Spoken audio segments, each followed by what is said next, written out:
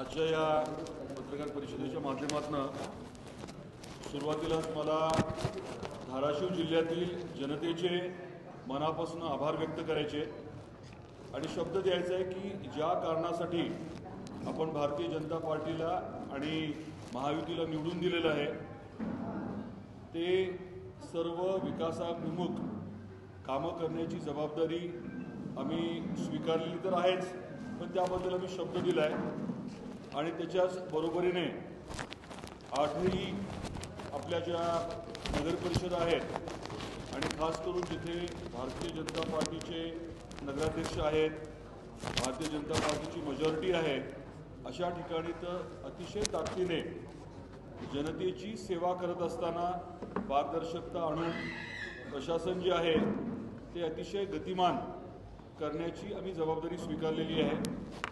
आदरणीय मुख्यमंत्री देवेंद्रजी फडणवीस साहेबांनी निवडणुकीच्या दरम्यानच या बाबतीमध्ये भूमिका जी आहे ती स्पष्ट केलेली आहे आणि त्या अनुषंगाने येणाऱ्या काळामध्ये आम्ही काही ठराविक बाबींवरती याची माहिती तुम्हालाही दिली जाईल आणि आपल्या माध्यमातून जनतेपर्यंत जाईल। त्या आधारे येणाऱ्या काळामध्ये कामकाज जे आहे ते करायचं आम्ही ठरवलेलं आहे।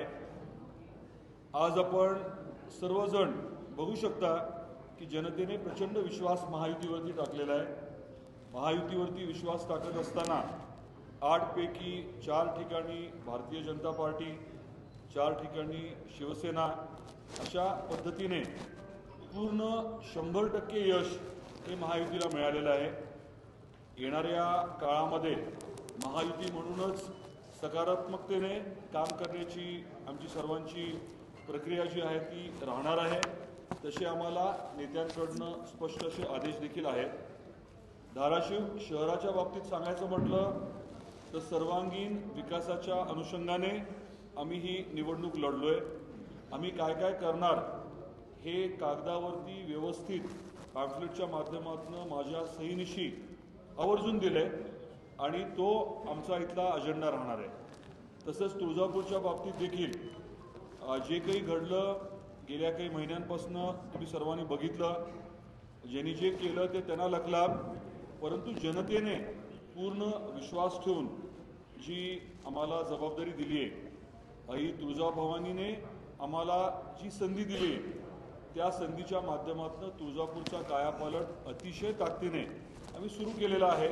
त्याला अजून गती देऊन जागतिक दर्जाचं, वैश्विक दर्जाचं तीर्थक्षेत्र आपण तुळजापूरला निश्चित करतोय आणि पलीकडे जाऊन मग नळदुर्गचा मुद्दा असेल, कळंबचा मुद्दा असेल, या 4 नगरपरिषदांच्या बाबतीमध्ये अतिशय ताकदीने नियोजनबद्ध भारतीय जनता पार्टीचं काम होणार आहे। पलीकडे मुरुम आहे, तिथे बसवराज पाटील साहेबांच्या माध्यमातून पूर्ण ताकदीने काम होईल। उमरग्यात शिवसेनेच्या माध्यमातून होईल। भूमपरांड्याचं तर शिवसेनेचं आहेच आणि तिथे मदतीला आम्ही देखील आहोत। तर महत्त्वाचा विषय जो आपल्या सर्वांच्या माध्यमातून आम्हाला पोचवायचा आहे तो म्हणजे जनतेचे मनापासून आभार पहिले आम्हाला मानायचे। सर्व नेते कार्यकर्ते जे झटलेत त्यांचे मनापासून आभार मानायचे आणि आमची जबाबदारी जी आहे ती प्रचंड वाढलेली आहे। ही भावना घेऊन येणाऱ्या काळामध्ये आमचं कामकाज राहणार आहे।